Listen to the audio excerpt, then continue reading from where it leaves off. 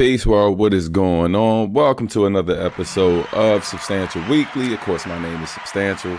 Welcome to the show. Shout out to everybody here. Yeah, man. Happy Friday. Yeah. Happy Friday. Man, there's a ton going on. There's a lot going on. So today's show, we'll see how long it goes today. Not a whole lot of new stuff to update y'all on and stuff. Kind of in a holding pattern with a few things and stuff. But next week is showtime. It's time for the Think Different Tribute Jam 2026. So you can scan that QR code in the top corner. So you can grab your tickets for that if you haven't already. But shout out to those of you already here. Shout out to everyone in the chat. Shout out to the homie Early Bird, early per usual. Peace to Chi-Town Warrior. What's going on, Eric? And sorry for any mic popping today. I got to fix something with my screen. Not my screen. Well, it is a screen, but not the screen y'all are thinking of. But my pop filter. So got to fix something with that. Didn't notice it until I already hit time to go live. So I was like, won't be doing that today. But shout out to Joshua McGee. Shout out to Soul Tiger, Uncrowned Otaku as well, man. And if I seem a little tired, it's because your boy is, man. It is the week before our big show, and it's a ton to do. A lot of fires being put out. Let's make sure the show goes smooth. And but yeah, man, good vibes. Excited about it, but definitely more than a few late nights in preparation. You know what I mean? Shout out to Happy Mochi in here. What up, sis? Good to see you. You know what I mean? And everyone else watching, whether you are watching a replay later or you're watching now, don't forget to like, subscribe, share the video if you don't mind. It is all appreciated. Nephew, what up? What's going on, Namu Wonderling? Good to see you up in here. And yeah, man, let's make sure everything is linked up. Boom. Boom. Okay. Yeah, man. But per usual, super shout out to everyone who's backing the channel, my channel members. Shout out to those of you who are also supporters on Patreon and Bandcamp as well, man. I'm grateful for all of y'all. More exclusive content coming up soon. Definitely been a lot on the plate, man, and I'm not trying to make 1,000,001 excuses. It's I'm realizing more and more that, man, we gotta hire more folk because it's so much. It's been a lot to catch up on. And like I think one of the things that's been most frustrating lately is oftentimes, man, because of, and I think we're all guilty of it. But there are things that really don't have to take as long as they do. But, human error is a real thing, man. And sometimes it's on you. And then sometimes it's the people you're doing business with, but like, yeah, just realizing more and more that, like, as much as I want to be hands-on with everything, because every time like something doesn't go the way you'd hope, you immediately go to like, see, this is why I do everything myself. You know what I mean? But the reality of it is the more conscious you become of like, just what your limitations are in terms of your bandwidth, right? Like how much you can actually do. And so I ain't getting any younger, fam. And it's a lot going on, and I'm doing the best I can with all of the 1,000,001 things. And so and recognizing too, these are good problems, right? Like most of what the challenges are good things. So, just again, man, trying to get to a point where we put a few more things in place to make life a little easier. You know what I mean? To keep y'all up to date, make sure y'all get the best content, make sure you get the best music and art first and foremost, and all that good stuff. Shout out to my sister from another mister, Stephanie Gale, in the building. Hold on 1 second. Let's get her up on the screen. Pow, pow, you know what I mean? Good to see you up in here, sis. But yeah, man, we got a lot of updates for y'all today. We'll talk about next week's event. Upcoming shows, including the show not only for next week, but Tokyo coming up in the beginning of May, and then going to Atlanta for Momo at the not exactly the end of May, but late May. And yeah, man, hopefully some other things popping up, but like we will keep you posted and wait for those things to be official.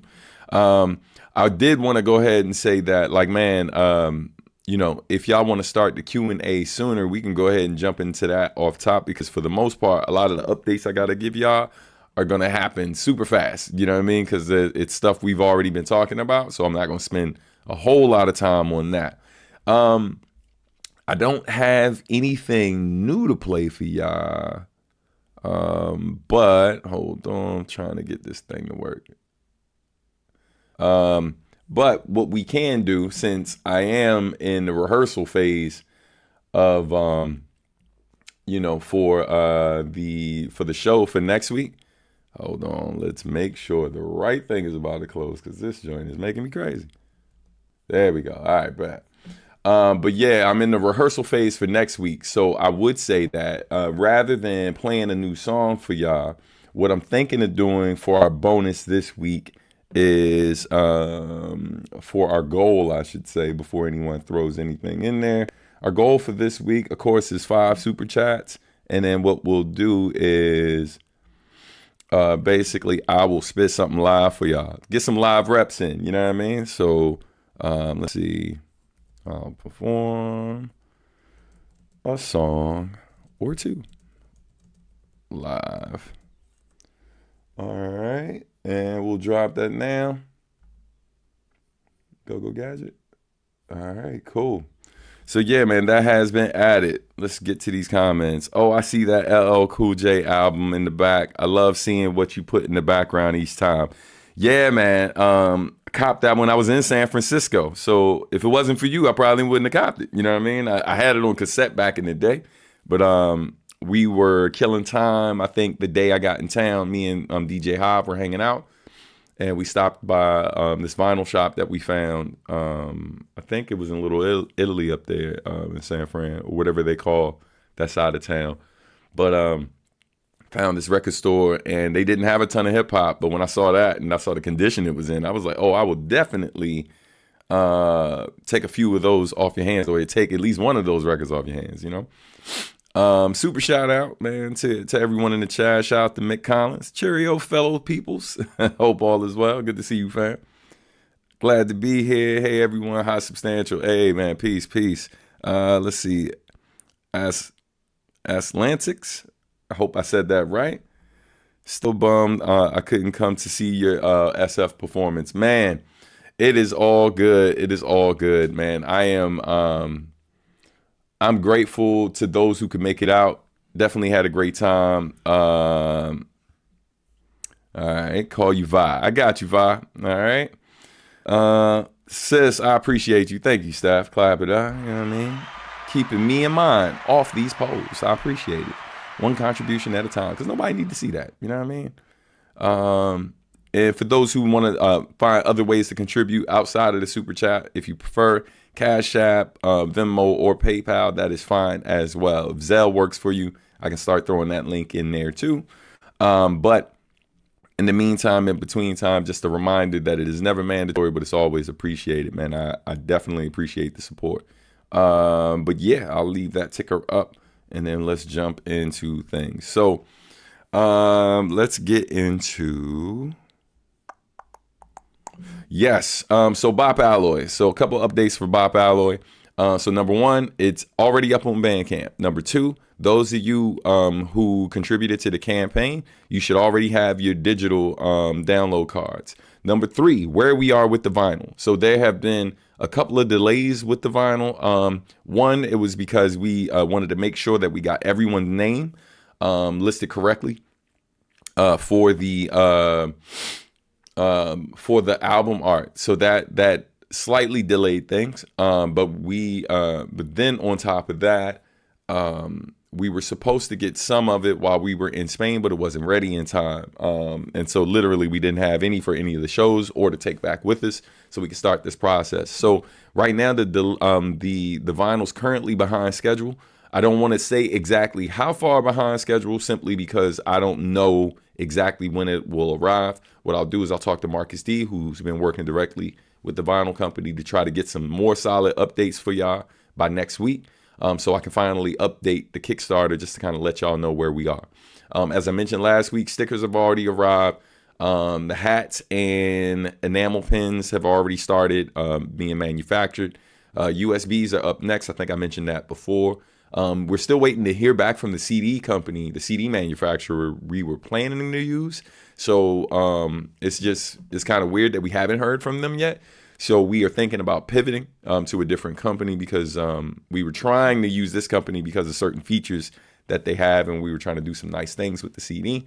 But it's unfortunate they're not getting back to us. So we may need to take our business elsewhere. So apologies. I know this is not great news for everybody, but just know that, you know, if you've ever copped anything Bop Alloy related in the past, you know that like the quality of it is usually like, you know, bare minimum on par with everything else out here, or significantly better, at least from a design standpoint, and oftentimes from a quality standpoint too. So just know that we're trying to make sure we don't cut corners. We're trying to give y'all good quality, and so that is holding it up a little bit. But just know that we're hard at work on it. I don't want y'all to feel like anyone's being taken advantage of, man, and we greatly appreciate y'all. So thank you for your patience. And like I said, I know the Kickstarter, I need to make sure I put an update over there sooner than later. I just wanted to get some more solidified information before I did that. So just letting y'all know. Yo, shout out to Happy Mochi, man. Out here bearing gifts. Really appreciate you, sis. Thank you. All right. Thank you as well, McCollins. I appreciate it, brother. Thank you. All right. We'll go with significantly better, indeed. All right. But yeah, man. And so I just wanted to let y'all know that, and then just to let you know as well, even though the goal says 1 out of 5, we're counting it as 3 out of 5 because of the memberships that were gifted, as well as Steph and McCollins' contribution. So, man, thank y'all all for doing that. And yeah, let's keep it going. So, other Bop Alloy updates. We are the album's already been submitted to digital streaming platforms. So, was it the 24th? As I mentioned before, the 24th of this month. You will be able to stream it on all DSPs. So thank you for your patience, but it'll be on streaming platforms soon. I've also submitted most of the stuff for radio promo. Got a few tweaks to make to the information, but radio promo is going to start for that. So I don't know how many of y'all are listening to online radio like that, or some actual stations at all. But global radio promo for different songs from the album is about to begin. So shout out to our plug for that. And I'll keep y'all posted and update y'all in real time, you know, what's going to be happening with some of that promo, because I'm sure it's going to lead to a few interviews and other opportunities that should make things kind of interesting. So, yeah, let's see. Appreciate the updates. Doesn't matter how long it takes. It's worth the wait, man. I appreciate that, fam. I know not everybody shares that sentiment, but I appreciate those of you who understand that this is how it goes. A lot of times, man, like, you know, what we wanted, the speed in which we want it to happen, even when you have the money to make it happen, sometimes there are things out of your control. And so we're doing our best to control that. Like we're dealing with another situation that I can't speak on yet. But we're hoping to get this resolved, but it's literally eating up, it has been eating up a significant amount of our time. Yeah. And so we're trying to get that resolved in a peaceful manner. And hopefully, you know, not having to take other actions, to get it resolved. But, you know, people sometimes, man, and it's unfortunate. I think one of the most unfortunate things sometimes about this business is people a lot of times will talk to you about how things are impacting, like when you're doing business with them, they will oftentimes talk to you about how, you know, how tough things are and how it's impacting them and stuff like that, not considering the fact that, you're ultimately experiencing similar, if not the same or worse. So it's just like, we all have challenges, but the importance of, like recognizing that you're not the only one. And so, yeah, man, that oftentimes makes it very hard to move the way you need to move and do what you got to do. And like, yo, you try to be patient with people. You try, you know. Anyway, let me know if there's anything I can help with, Stan. Always happy to do some back end work if you need extra hands. I appreciate that, sis. We should definitely meet sooner than later because there's definitely a few things. Definitely a few things we should talk about and put in place. So supporting you as well. So I appreciate the offer. Let's see. All right. Already showed you the hat from last week. Still looking great. Still looking beautiful. And the enamel pin. We already went over that. So let's talk about these events real quick. So one, just a friendly reminder that the Think Different Tribute Jam is going down April 17th. That is exactly a week from today.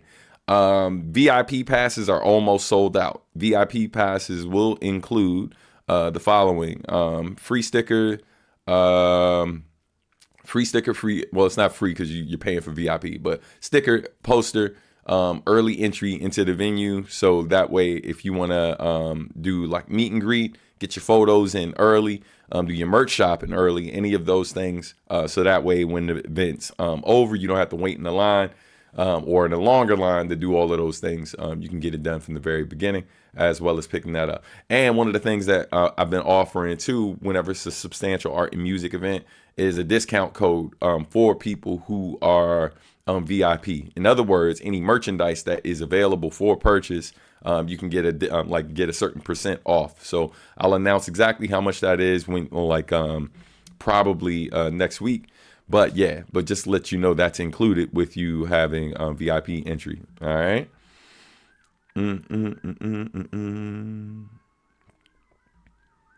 Yes, yeah, you do. So if you're one of the people who paid for the brunch that was supposed to happen, then yes, you would still you get VIP entry, as well as all the things I mentioned. Because of the fact that you also are one of the people who did the $100 thing and didn't request a refund, just remind me when you get there, and we'll talk about something else we can hook you up with for doing that, and also for not request. Like, you could have easily did that, and I appreciate the fact that you chose not to. So we could talk about some ways we can take care of you at the event and stuff, just to show appreciation. It's the least we can do.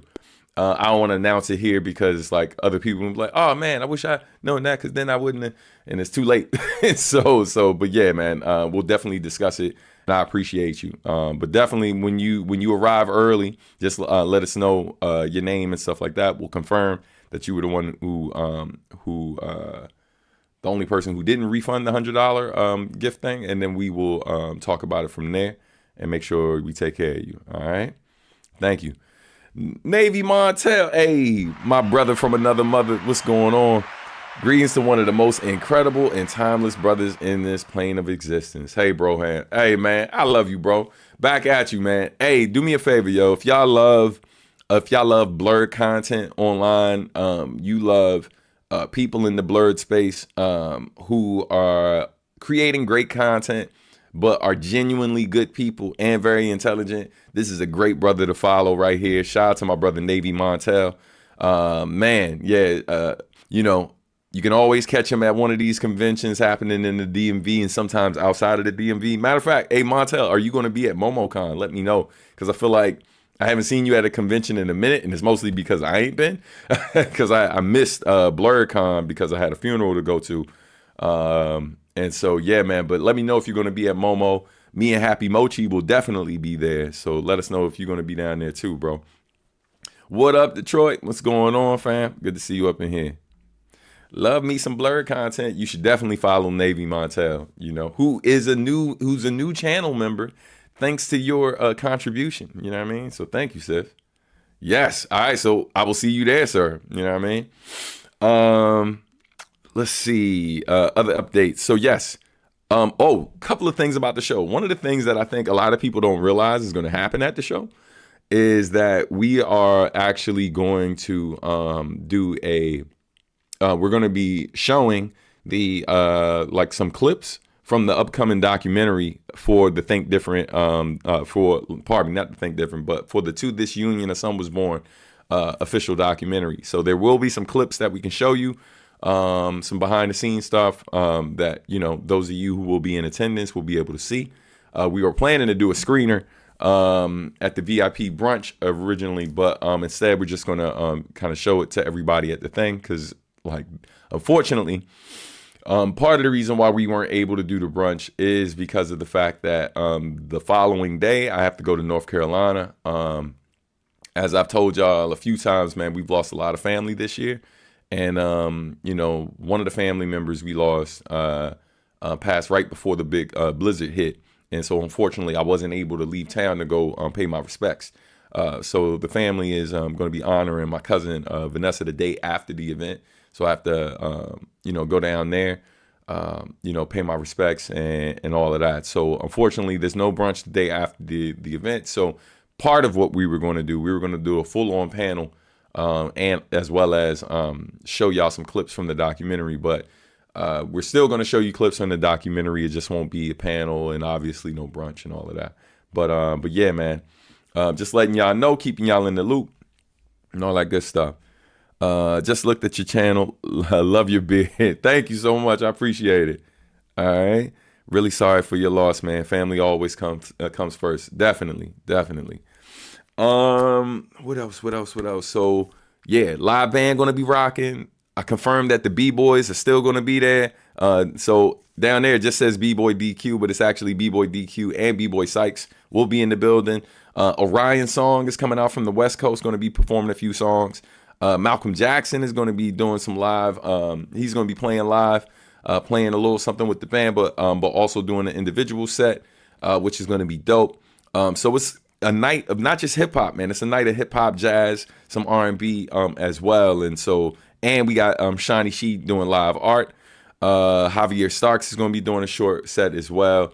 And yeah, man, it's just really, really going to be, it's going to be dope. It's going to be dope. So we got a lot of show and that we're packing into that period of time. So hopefully y'all, man, hopefully your heart and soul are fed, man, and y'all really, really have a good time around good people and stuff. A heads up, big announcement this reminds me, hold up, let me bring this up now. Sorry, 1 second, y'all. I just want to make sure that I announce this here. I sent out an email blast this morning, but I want to make sure that for those of you here, the whole reason why we do Substantial Weekly it's because people don't always read the emails. So we got to make sure you get this information, whether it's through the email or it's here. Let's see. All right, here we go. You see, nice way. All right, cool. Sometimes I hate looking at email blasts after I send them because you always find typos. And I'm like, no, you looked at it I've been looking at it for 3 days and still will find something. All right, so a few notes about the event. This is important info, right? So number one, the new venue is called KAABOO, right? KAABOO is on 17th Street, Northeast DC. And it is, unfortunately, this venue is 21 and over, right? So where we were before was an all ages venue. This new place is 21 and over. I cannot stress that enough.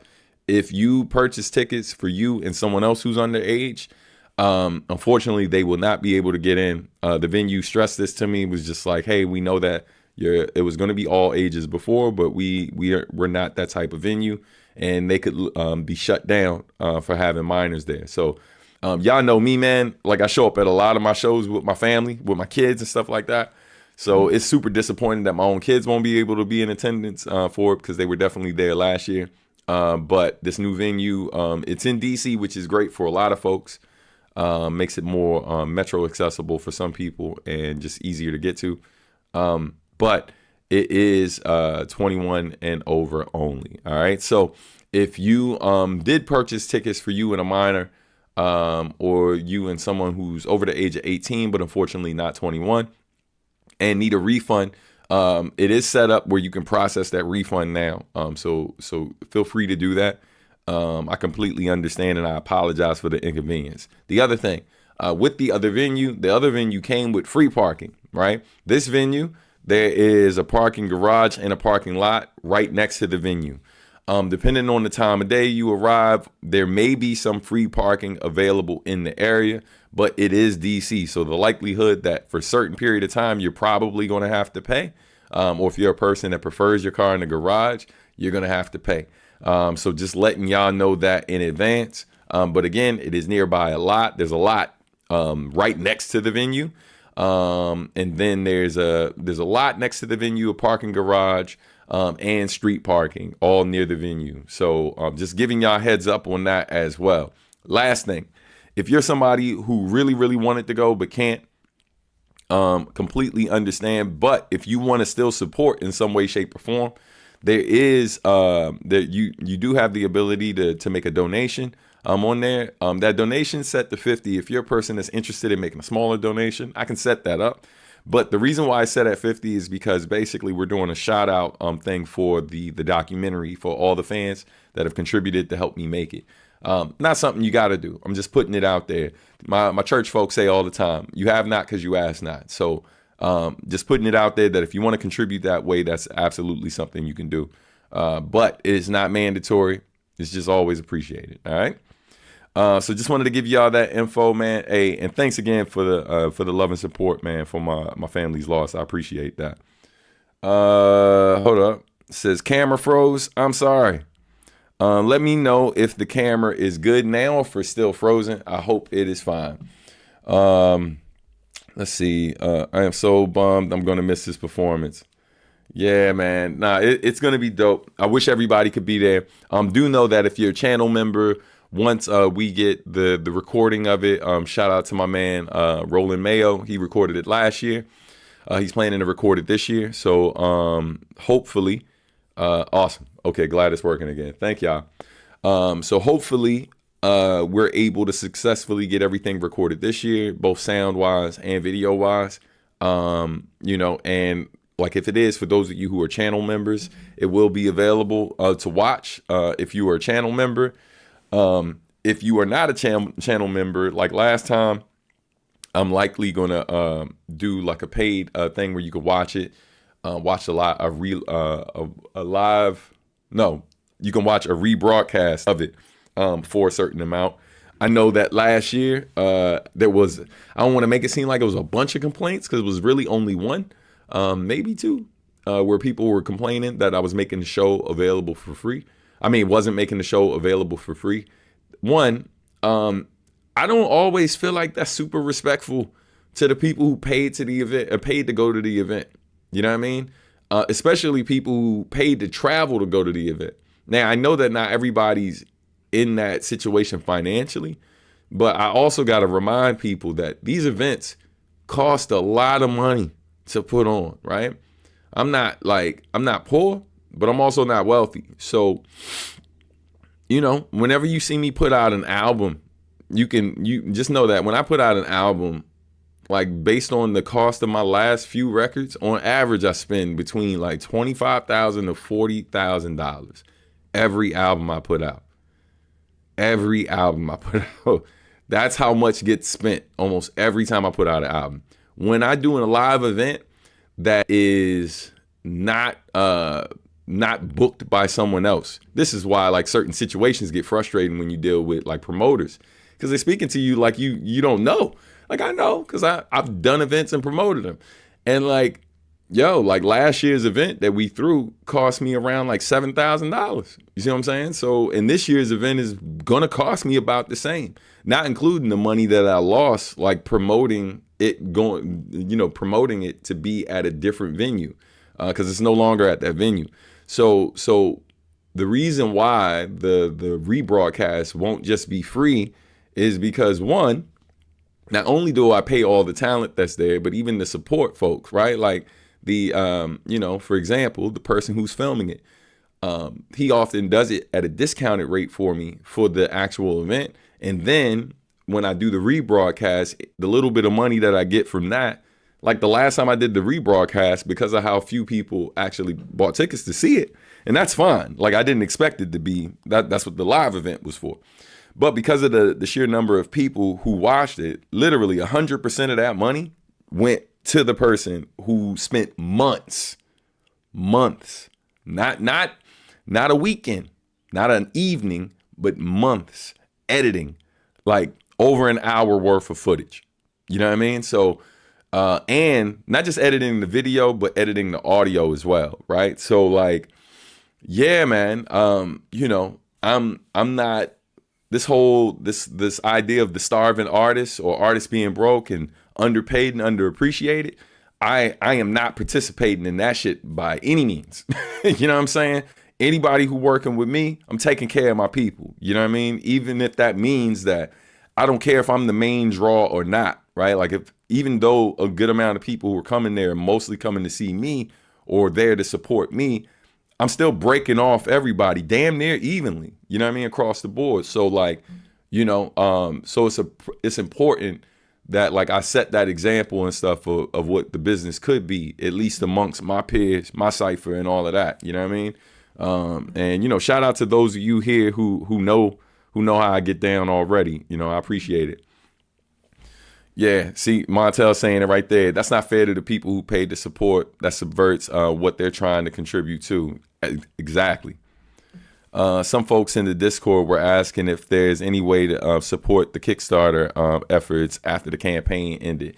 That's a great question. So, and shout out to the Discord channel, man. Like, you know I need to get in there and get active and give y'all some updates because I've been slipping. But to answer this question, yeah, like you can go to our Bandcamp, go to bopalloy.com or bopalloy.bandcamp.com. It'll take you to the same place. And a lot of the things, most of the things that were available during the Kickstarter campaign are available on Bandcamp to order. All right. So yeah, man. As a high schooler who's basically broke, I agree with everything you said. It all makes sense. I appreciate it, man. I think a lot of times people don't take the time to explain to people why things aren't free, right? And I think a lot of times people tend to undervalue things because of the fact that like there's so much it's so much free content out here, and there are people who are significantly more popular than I am who don't necessarily charge like to do some of the same things. And so I think the idea is that, well, if this person's more popular than you and they're not charging for it, and more people know who they are, then why should I pay to see something from you and you're not them? I was like, yeah, exactly. I'm not them, right? Like what I'm getting paid per show based on my level of success, popularity, whatever word makes you comfortable. But like based on where I am, I'm getting paid significantly less, right? And similar to me, with whatever amount they get paid, because a lot of times people see how much these bigger artists or hear how much these bigger artists get paid, but they don't realize how many people they have on staff. You see what I'm saying? Like, so yeah, they might have got 6 figures to do this event, but their band, string quartet and all, you know what I mean? And the sound people who were rolling with all of that stuff, like there's a lot of money getting split up, you know what I mean? After that large payment comes in, a lot of travel, all the different things that comes with that equipment that is rented or bought. There's so many fees that go with it. So for example, right? We're talking about this show. I'm an educator, so I'm gonna take moments to educate you. So like, let's say like with a tour, for example, right? With our tour, you gotta oftentimes when you're doing a tour in another country, there are situations where like when there's bigger shows involved, where maybe people will pay your way into and out of the country. But a lot of times that basically your fee to fly into the country and to fly out is coming out of the overall, like all the payments that you're getting for the tour. So now consider this, right? Let's say we're getting a certain amount of money to do our tour and then a show is canceled, right? So now, however much that is, take that out of the budget that now is supposed to pay for like all of the different things that we have to do. Because keep in mind, some of that money that we're getting from said tour is to cover some of these fees, but it's not to cover all fees. So we got to price it in a way. We got to charge a certain amount so we can make sure that by the time we get paid out for everything, there's somewhat of a profit, right? Some type of profit on top of the fact that we're selling merch too.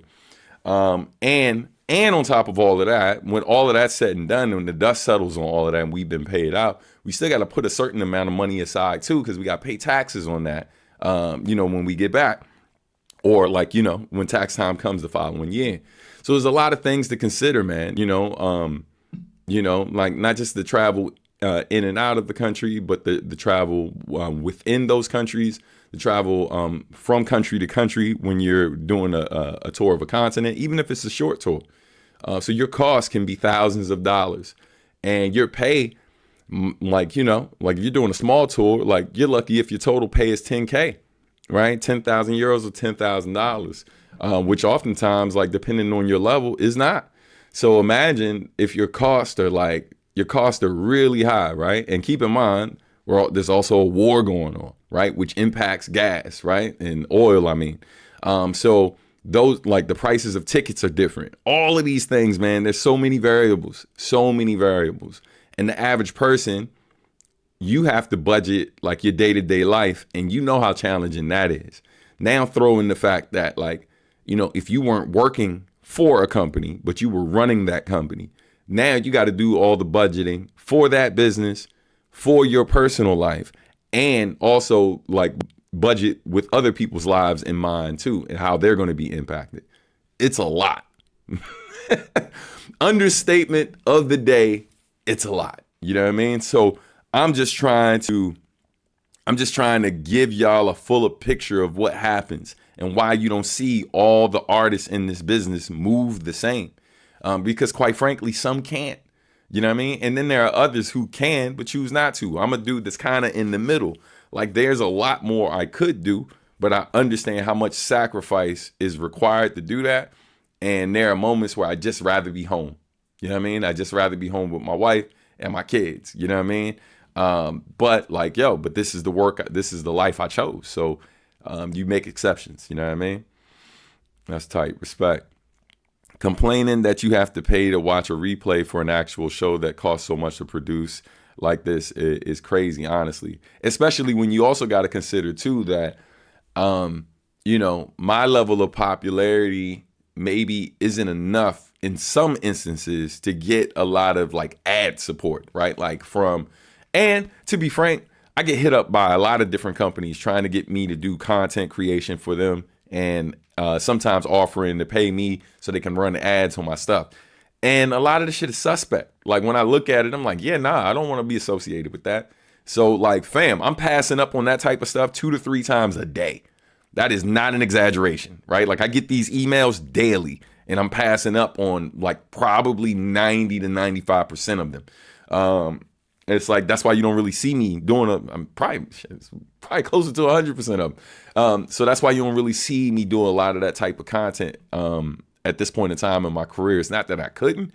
It's just like, yeah, for as little as they're paying, and sometimes for like for the type of products and stuff that they're doing, and whether it's quote unquote health products that they're promoting as healthy, and you see a lot of these little content creators promoting this stuff, and then that company disappears because you find out that it wasn't legit. Like, I ain't trying to be associated with any of that. And it's hard to kind of finagle that and weave through and find who's legit and who isn't. Can't be begging when we get a free live show damn near every Friday. I mean, and then there's that. And I appreciate those of you who put up when I know you don't have to, because y'all have been here plenty of Fridays where no one contributed. And I ain't take it personal. I still showed up next Friday, right? Like, because my intent is to communicate with y'all and let y'all know what's going on with me, which is difficult in these days where we're constantly fighting various algorithms to kind of cut through all the noise and get to the people who know.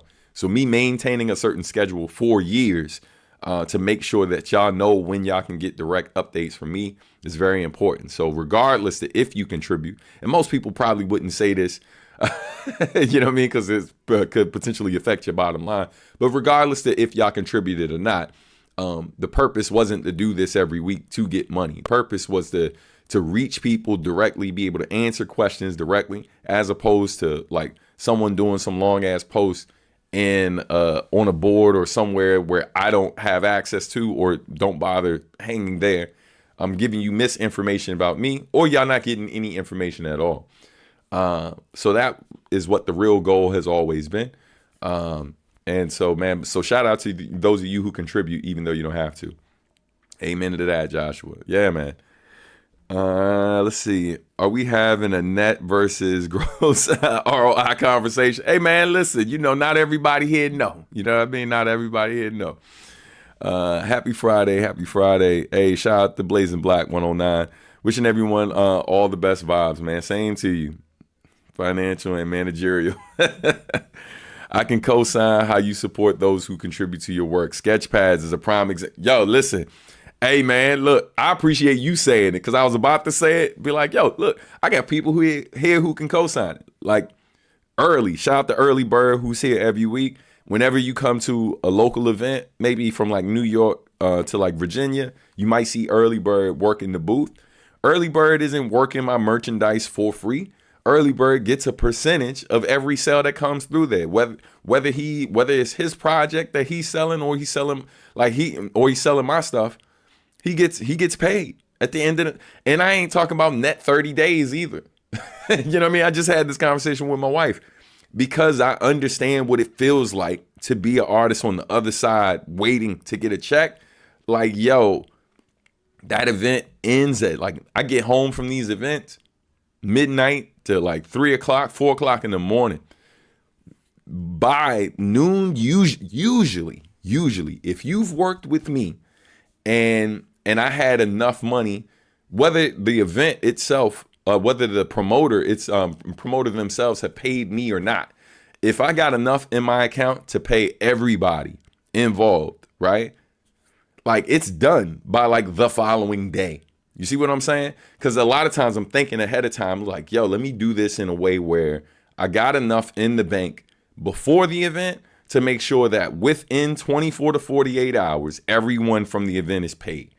You know what I mean? Like, for a lot of people, that is not a priority. Let's just be real. For a lot of folks, it's not a priority.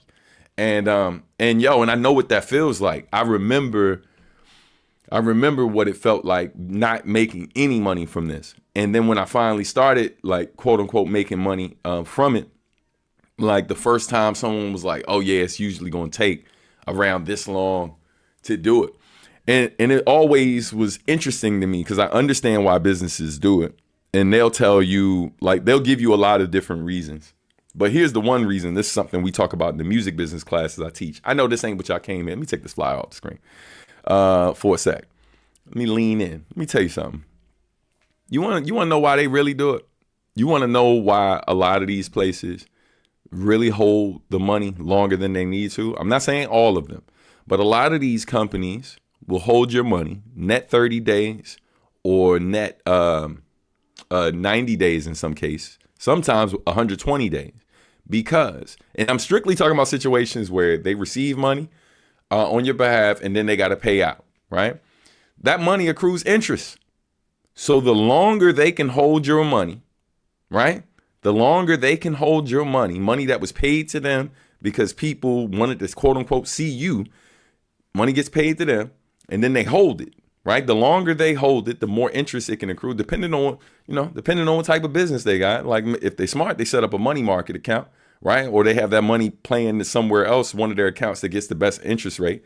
And if they can hold it for at least 30 days or longer, right, they can accrue interest on it, right? So they make you wait a little bit longer so that way they can make additional money, right, on top of that, just by making you wait. Now, again, I'm not saying all businesses do this. But you are crazy if you don't think any business does this. It's not that it takes this long to figure it out. And the reason why, if you ever have a question that's like, yeah, like, well, no, they got to hold it because, of this, and you're going to tell me about all these hoops they got to jump through.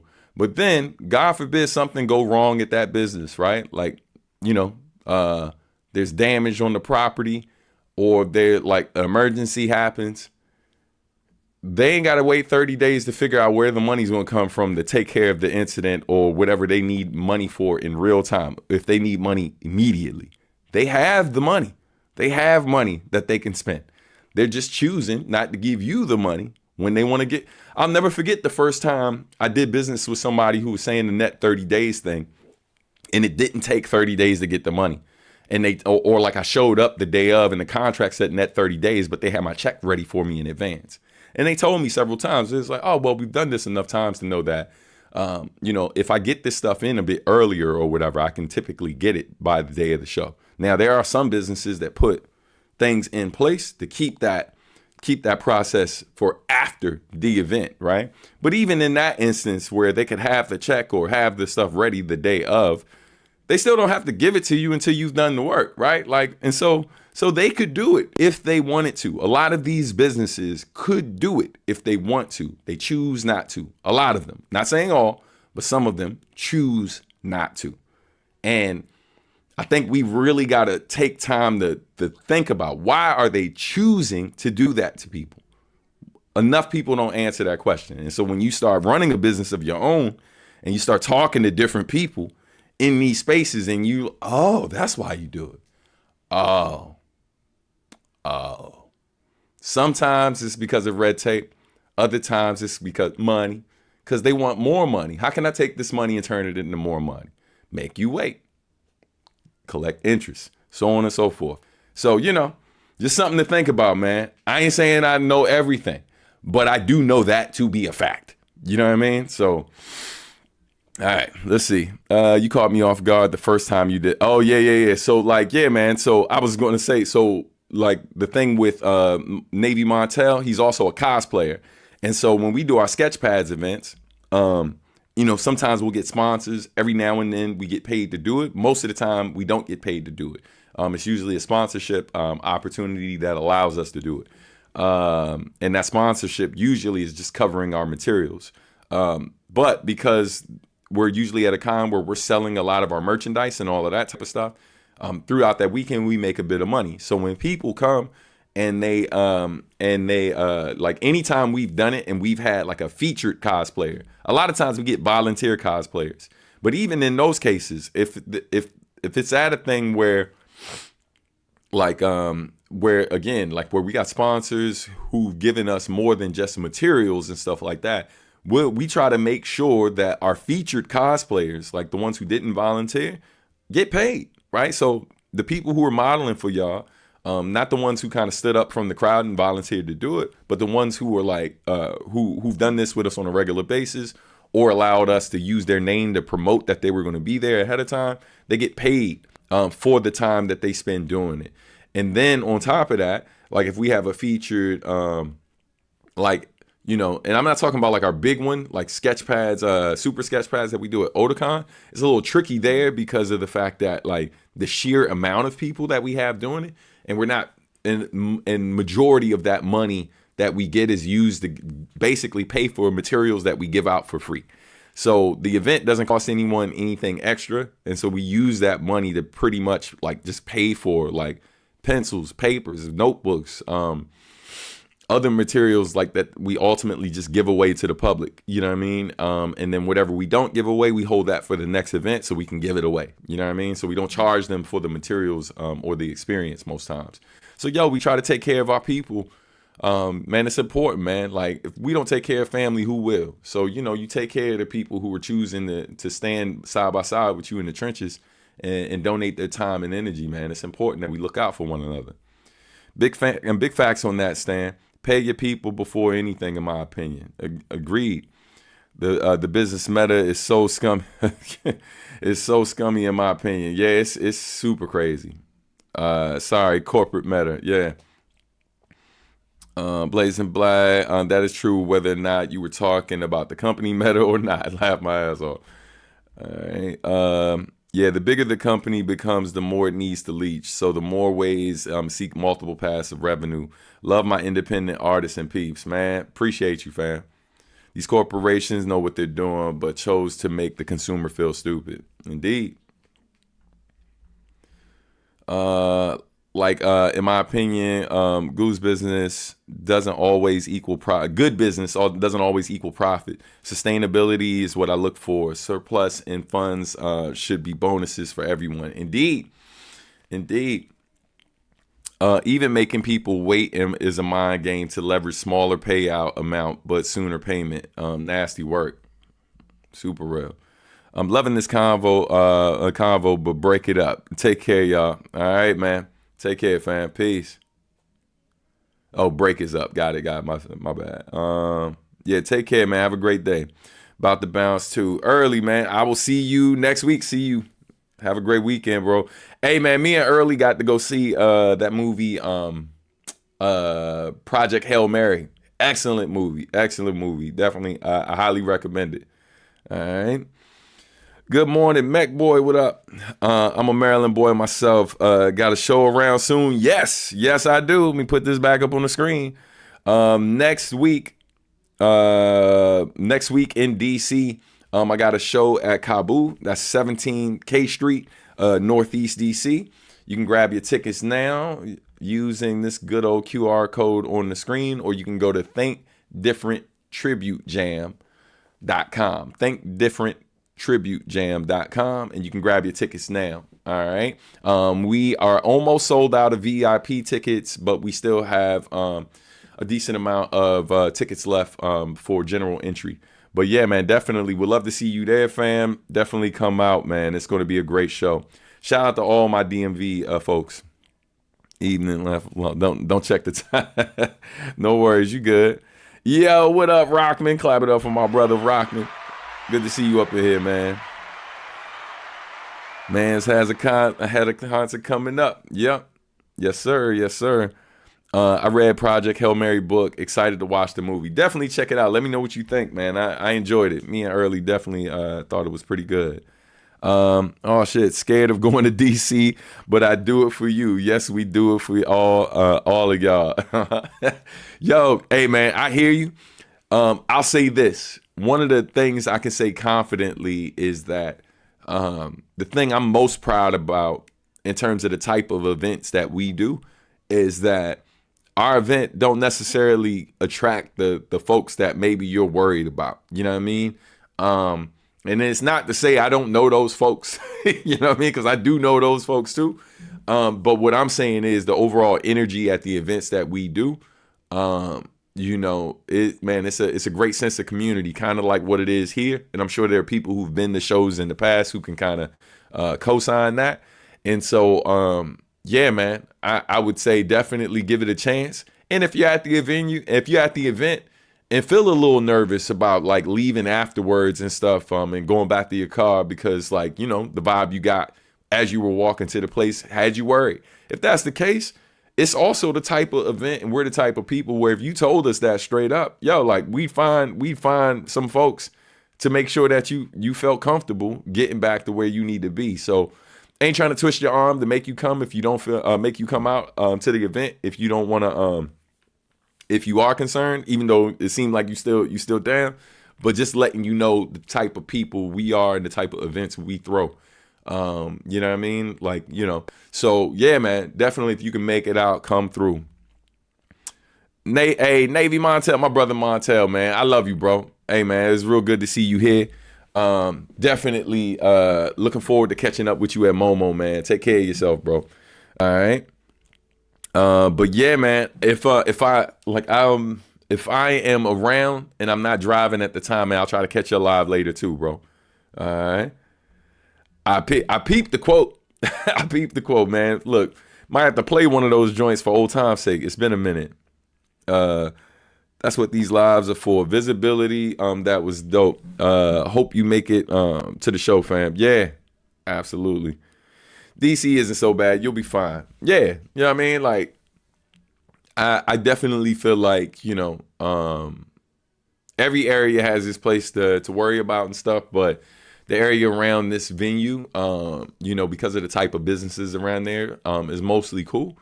But like, yeah, anytime, man, yeah, out and about, always keep your head on the swivel. And like I said, like if you have any concerns, you just let us know at the venue, and then we'll see what we can do to help you out if it's necessary. You know what I mean?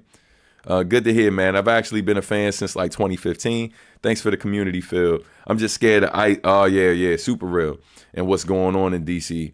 But seeing you would be great for my mental health and fun. Nah, respect. I definitely get it. Yeah, and like I said, man, we respect your decision either way. But it would be great to see you. It would be great if you could come out. But like, regardless, man, like I understand what's happening in this country and how, like, and how we all gotta move like carefully. So definitely, man, whatever you decide, I respect that.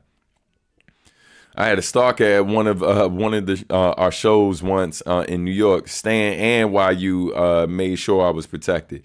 Yeah, man, family first. We always gonna look out for our folks. Appreciate you, sis. Let's see other updates. So happy to be going back to Japan, man. Going back later this month. I fly out to head back to Tokyo to do a show at Club Bar Family.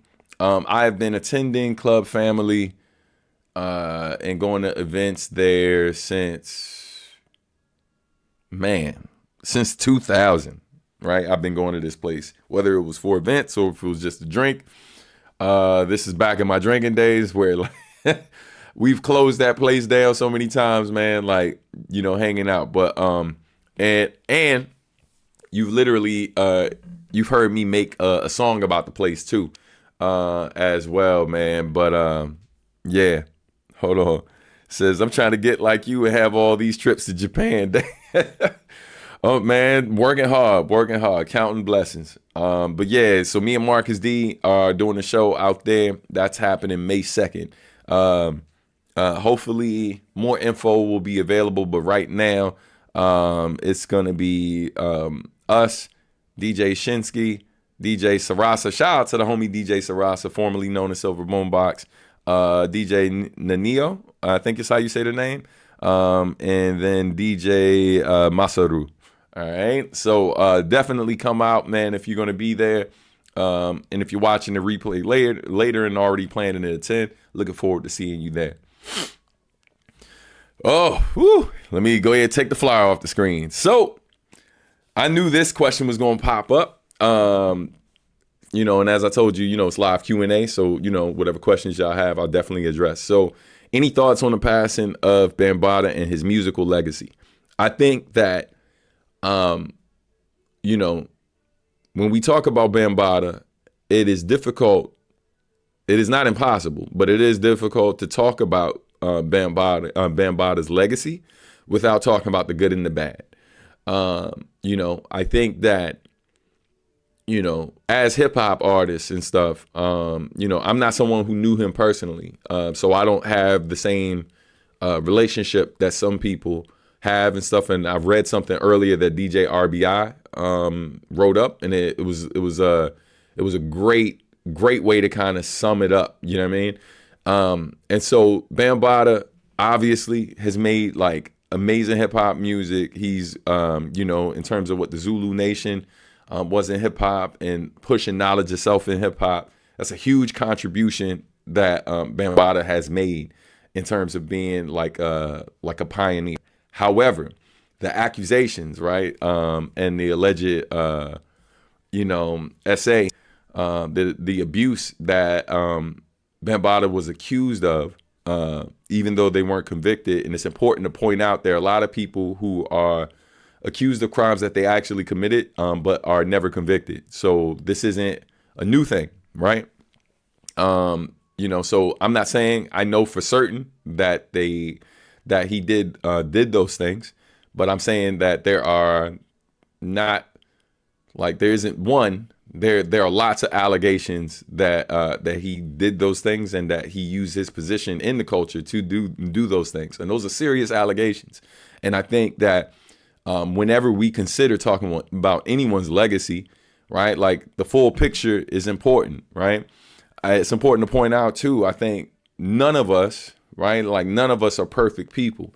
So if someone brings up something negative that you did, or something negative or terrible that I may have done at one point in time in my life, it's all fair game. It's all fair game if we're having an honest conversation about what this person's life was, right? So yeah, man. So I can say that I appreciate the contributions that Bambaataa has made to this culture that has literally changed my life, while also saying that, that I pray for the alleged victims and stuff of anything that brother may have been involved in. You know what I mean? And my deepest, my heart goes out to anyone who's experienced that. And, and that's nothing that I think any of us would want to go through, want our kids to go through, or anyone we care about go through. And if it came from someone who was your hero or someone you respected, like, I don't think that all people would be like, oh, well, it's you. So, you know what I mean? So like, I think that it's like, we got to take those allegations serious. And I think that regardless to what the verdict is on those things, we can still understand that why, like, some people would be a bit cautious to celebrate that dude's life without acknowledging, or not wanting to celebrate it at all. Be like, yes, we appreciate what you did for the culture, but but those allegations are far more than troubling. Those are very serious allegations, and and they shouldn't be ignored. You know what I mean? So that's where I stand on it. It's part of the reason why, like, folks didn't see me doing any post about it, because it's just, I recognize the fact that while I appreciate the music, the celebration of knowledge itself, and the different things, the different contributions,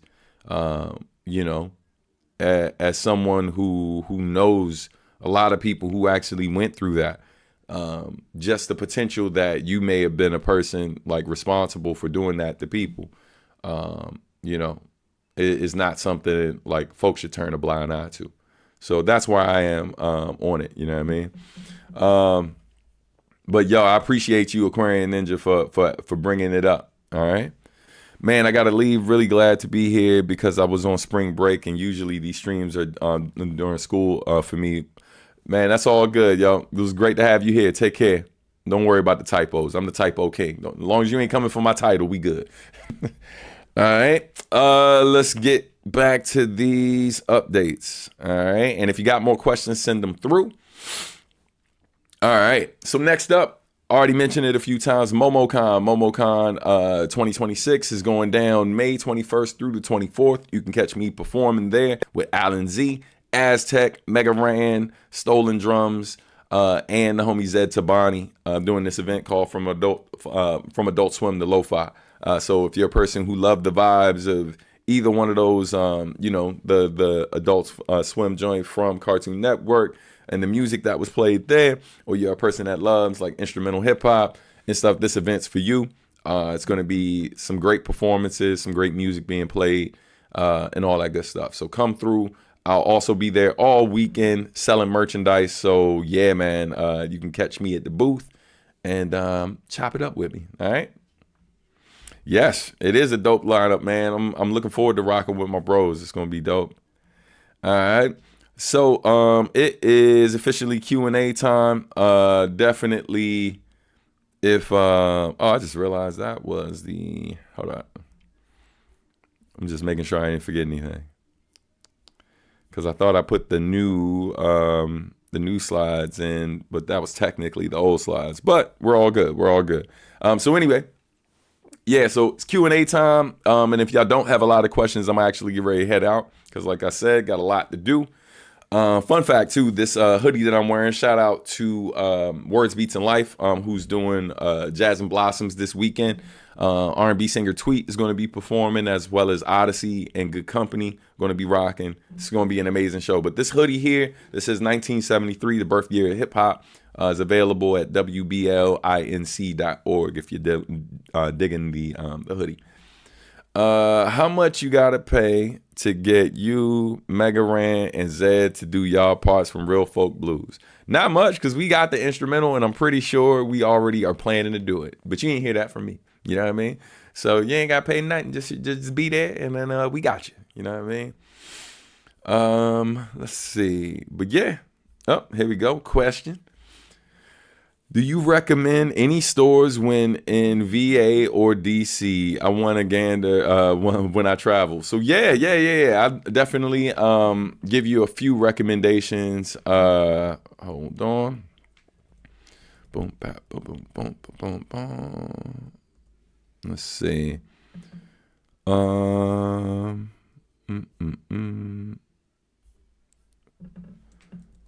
Trying to find this info on this new record store that just opened. Hold on.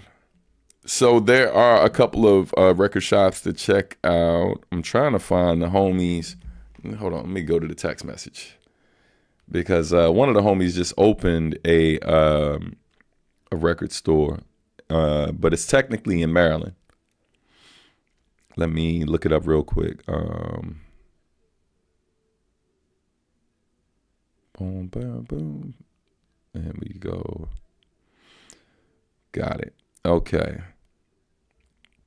Yes. So in Hyattsville, Maryland, there's a record store that you should check out called Fireplace Records. It's in Hyattsville, Maryland, not too far outside of DC. That record store just opened up. In fact, at some point in time in the next few months, I'm likely going to be doing an in-store performance there. I'll keep you posted on that. Probably, once we get the Bob Alloy records in, I'll be doing an in-store performance to promote that the records are available at the store. It'll likely just be me. As y'all know, Marcus T lives in Japan, so it's a little difficult getting them out here, especially for promo events. But yeah, Fireplace Records, Hyattsville, Maryland. Check that one out. Another one to check out is in DC. You could check out Birdland Records as well. It's I think it's ran by the same folks who run Songbird Music House. But yeah, check out Birdland Records. That's a record store in DC proper. In Virginia, there's a joint called Records and Rarities. That's in Springfield Mall. You could check that one out. All right, that's in Northern VA. All right. Let's see. Y'all gonna perform No Per Diem? Yo, man, almost forgot. Yes. We definitely gonna queue up some of these collaborations we got, because we got that. And then what's the other joint that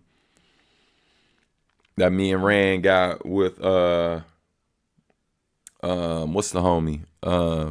There's one that we did, I think it's Morning Glory, or something like that. Yeah, probably that too. So we'll figure it out. I'll keep y'all posted on what the set gonna look like. But then also we gotta leave room for surprises, Let's see. Hey Sub, so I was wondering, do you think you might ever have a chance to fix some of your lyrics on Genius? Some of them are laughably wrong. Yo, so look, I don't want to say yes, you know what I mean? There are times where things are slower, where I'll, dedicate a day to just go in there and correct some stuff. But it's been a while. Thank you, Soul Tiger Novelist. That's who I was trying to remember. Yeah, that joint with Novelist is pretty dope too. Maybe we'll do that one. But yeah, man, I'll try. I'll try to do it when I can. It's tough. You know what I mean? I know it helps to actually make the lyrics, put the lyrics up when the songs come out. But the thing is, a lot of times I'll have my parts but don't have the verses from the collaborators. So I'll see what I can do, or at least see if we can find somebody on the team who can help with that. You know what I mean? But thank you. Reflective question. What are you most proud of from your career thus far? Honestly, I think that I know I'm not perfect, but I think that there was a moment where I was head of A&R for Hypnot Records, and we were all at a radio station in Baltimore. And a lot of the people who were there, outside of just me, were asked a question about how they did this, or how they came together, or like where their name came from.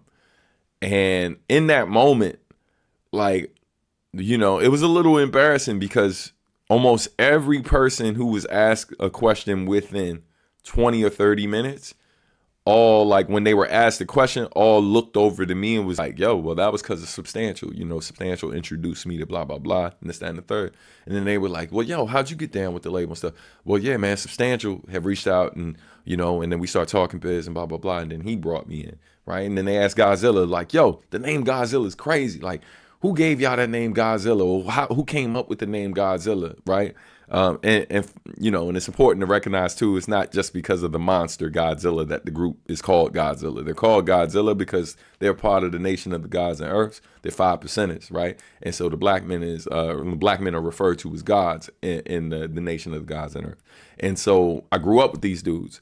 And so there's a line by Talib Kweli. He was like, thinking you fly, signing contracts with the devil, but God's illa. Come through your town like Godzilla. And I always thought that wordplay was dope. And so when they were trying to come up with a name for the group, I was like, yo, y'all should be Godzilla. Put it like a little apostrophe in the middle instead of a dash, just to make the spelling look interesting. But it's basically implying that, like, God's the illest, right? The gods are the illest. You know what I mean? And so like, in that moment where they're all just kind of talking about, like, what I did to help them in some way, shape, or form, like, I think that, I'm not saying that's never happened, but that was one of I never forget that moment, like how good it felt seeing that, like, how all of these brothers at some point in time, like, on their journey, because people are talking to them because they're interested in how because they heard their music, they think they dope, they see the moves they're making, and they're like, yo, this is dope. And then how that all kind of connected back to me. It was cool, man. Like, I'm not getting emotional right now, but like as I'm thinking about it and stuff, it's like, yo, remembering how good that felt to see how I could use the little bit of, I ain't gonna downplay what I've been able to do, but I think when most people think about musicians, they think about mainstream musicians. So in the grand scheme of things, if we're looking at like mainstream artists, of course, like I say, the little bit I've been blessed with, you know what I mean? But I recognize that I've done a lot more than maybe people realize, and maybe more than the average musician. But what I'm most proud of is what I've been able to build, how I've been able to use it to help others. You know what I mean? Whether that's my brothers, Godzilla, whether that's the other guys and looking at what they've done, whether that's the homie Greenspan and stuff, when we toured together, even the people who were bigger than me, who kind of took me in and looked after me and gave me opportunities, like ways I've been able to help them, you know what I mean? Yeah, man, like the list goes on and on, fam.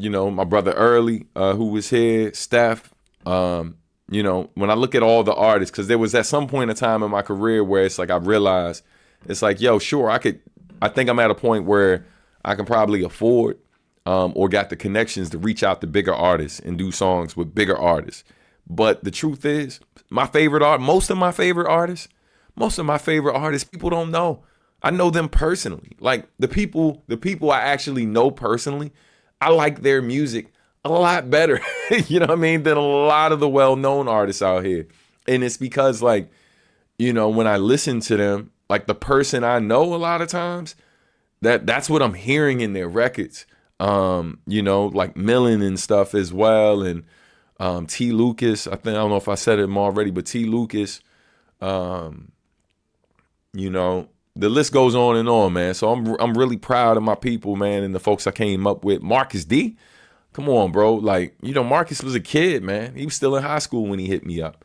And so I look at what we've been able to build together and what he's been able to build on his own. And I think about what my contribution has been to that. it's like, yo, knowing that there are albums that people listen to from some artists, and that album, like maybe I'm on it, or maybe I contributed in a different way. Like maybe I did the artwork for it, or maybe I A&R'd it, or maybe I consulted with these folks, and or gave them some career advice or something. And like knowing that there are people who listen to that record, and that record might be one of their favorite records of all time, and they'll probably never know how I contributed to it. You know what I mean? And there's a part of me that, of course, because words of affirmation is my love language, would love to be like, man, thank you, Substantial, because I would have never.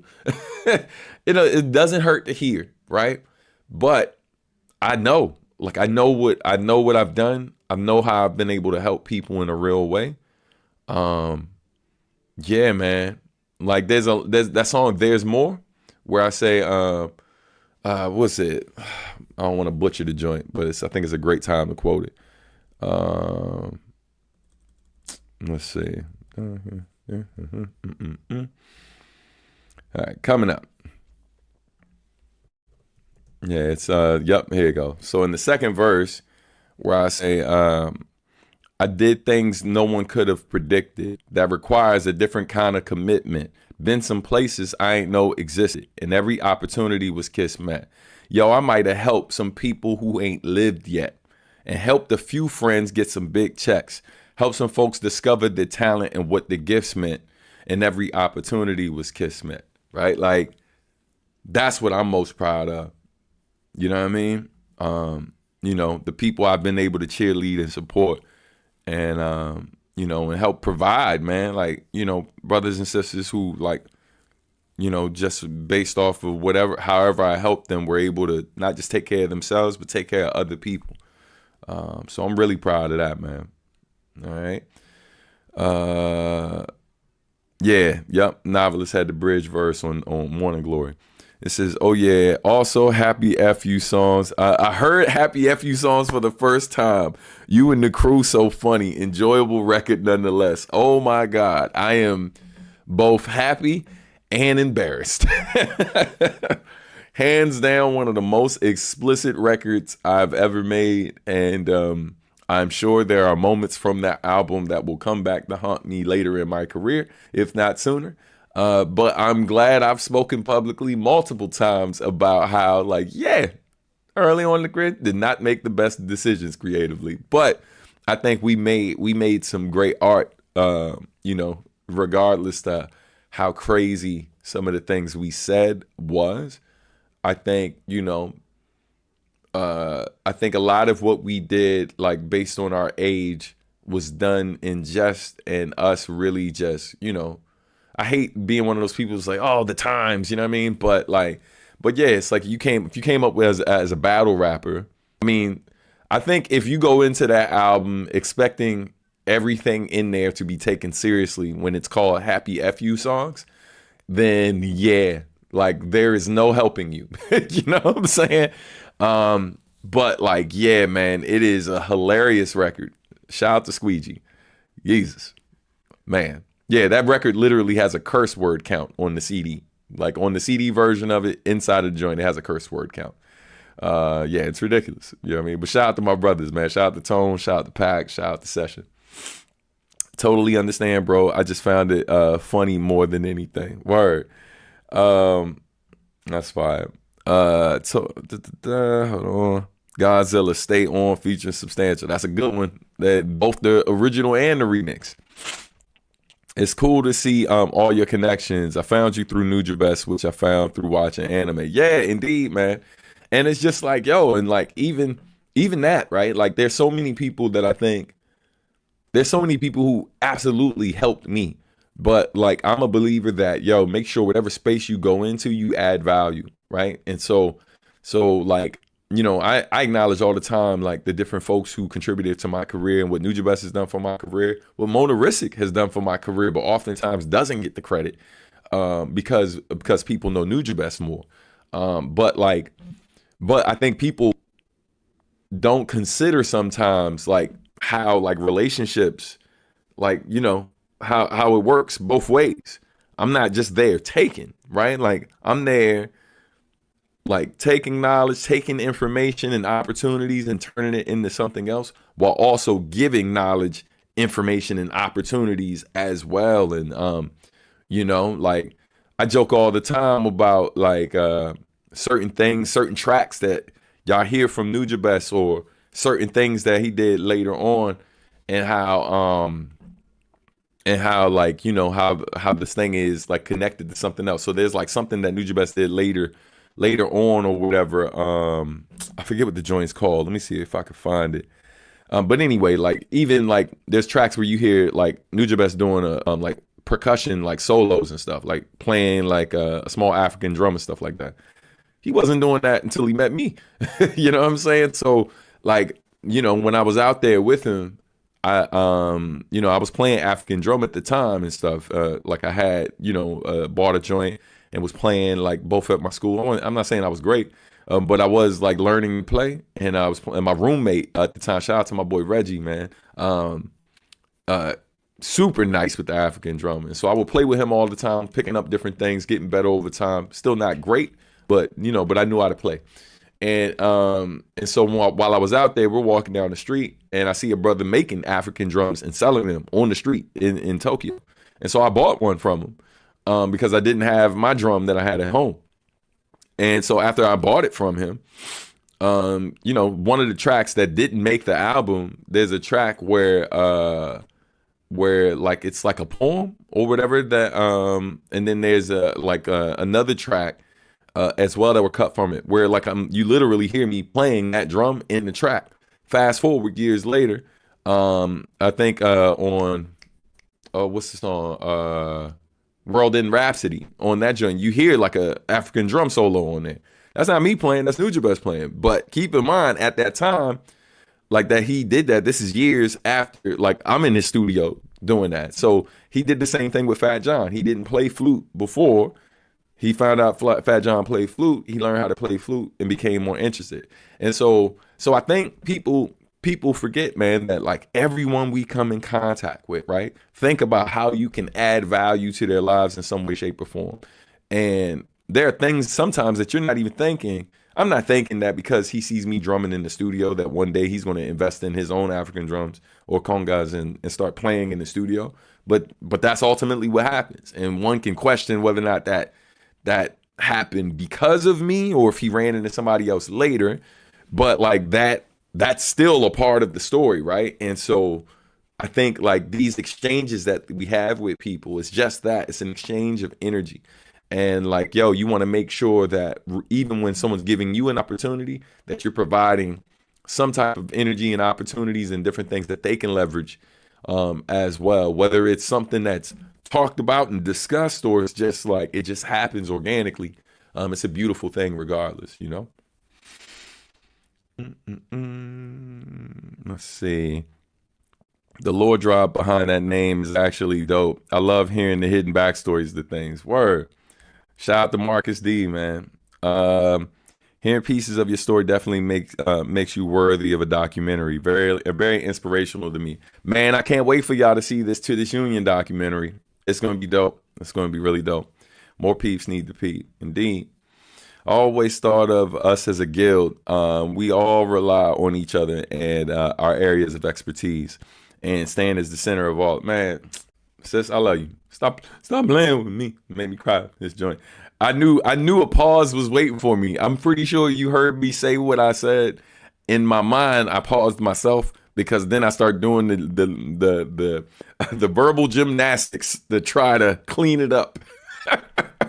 And what's wild is I didn't even see you post, but I knew someone was lurking. Pause. You know what I mean? Somewhere. You know what I mean? I love and hate you at the same time, Steph. The lore drop behind that name is actually dope. We need a substantial drumming video now. No, you don't. I am out of practice. I haven't had an African drum in here. We had one when we first moved here. I think I still have my drum from Burma, where it's like the skin is loose. And then what you do is you take a little bit of water, pour it in your hand, rub it across the top of the drum, and then let it sit in the sun. And then after it sits in the sun, it dries and tightens. and then you can play it. You know what I mean? So I still have that drum. At least I think. I know my kid was doing a lot with it over the years, so I might not have that drum. But yeah, man. Whenever we get our next place, whenever I get a place where I got a bit more space for more instruments, probably gonna start buying a few things to add to the collection. I see the connection of how your daughter picked up drums at one time, the lore. Man, I wish I could take credit for that, but possibly. Awesome stories. I remember a tribute video Funky DL did that let his audience know that he influenced Nujabes. Yeah, man, like I think it's important. Like I think people, we all have our biases and folks that we love and are inspired by and stuff like that. And we oftentimes look at them as kind of the source of all things connected to them, right? Like, you know, like, you know, we sometimes disregard like who their inspirations were. You see what I'm saying? And so like, but it's important to understand that like, yo, everyone pulls from something. Everyone pulls from something. That's why like while I'm alive, I try to do my best to let people know it's like, yo, if you like these things about me, like for example, I brought up the drumming thing and how I may or may not have influenced Nujabes to a certain extent. But the first thing I'd also let you know was that part of the reason why I was playing African drums is because of my roommate Reggie. You see what I'm saying? So like, you know, I'm like, he was the real drum player. You know what I mean? I'm a person who bought it, really brought one drum because of as a gift for my wife, but it wasn't the type of drum she wanted. And I couldn't get a refund for it. So we kept it. And then like I was playing it more than she was, you know what I mean? But yeah, man, but like, it's important to acknowledge our influences and stuff like that whenever possible, man, and because oftentimes they aren't get like DL definitely doesn't get the flowers he deserves for what he's done. That dude's literally a trailblazer, like in terms of being an artist from the UK, and oftentimes doesn't get the same love simply because he doesn't rap with a British accent. You know what I mean? Or because like he's overshadowed.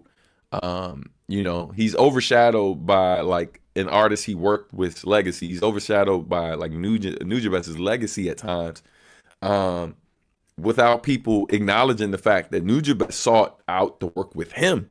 You know what I mean? Like because of what he was already doing and because he was inspired to work with him. So it's just like, man, we gotta give people, we can't talk about Nujabes and say, or like any artist, who's like, Nujabes is really big at this point. Like his name is really big, way bigger than it was when he was alive. And you still see people say things like, yo, he's so underrated. Like this is a person who's seeing millions of monthly listeners, right? Whose catalog is worth a lot of money at this point, right? And people still say he slept on without acknowledging the irony of the all the people that work with him, right? Like even in one video where someone was acknowledging the fact that like me, Sice were very slept on, like they were also talking about Shingo as well. And it's just but even in that example, like Shingo stuff is probably 10 times more popular, or like his brand overall, or him as an artist may be 10 times more popular than I am. You know what I mean? And so like so there's levels to it. So we just got to make sure that, man, we acknowledge so many people that that don't maybe get get their flowers, get acknowledged for how they've inspired other people. In fact, man, this is what we gonna do. I'm gonna spend. I know there's. Look, I'm gonna go ahead because I don't think we hit our goal for today. I think we were like 2 contributions short. So if we don't hit that, which it looks like we probably won't, I'm gonna spend the rest of this time shouting out artists who are dope that I think y'all should check out their music. It's gonna be I'm probably gonna focus mostly on people I've worked with. But yeah, man, we gonna give people their flowers for the rest of this joint. Why not? I think it was a video that he did a great instrumental to pay homage for Nujabes and J Dilla. Word. I think I know exactly what. I love and hate you, Step. This is the content I love hearing about. Indeed.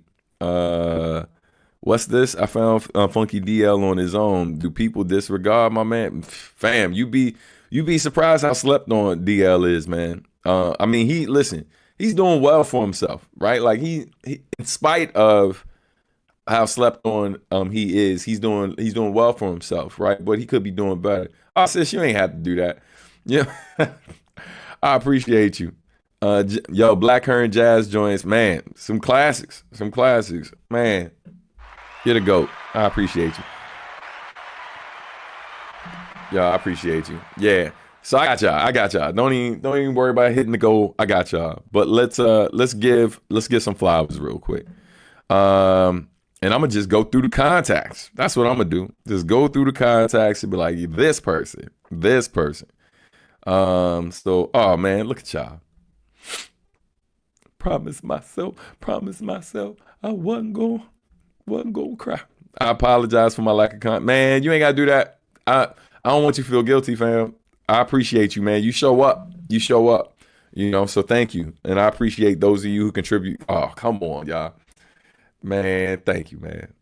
Thank you. I shouldn't have said that. I appreciate it. Now I feel guilty. I love y'all, man. Thank you. Thank you. Seriously. Appreciate it.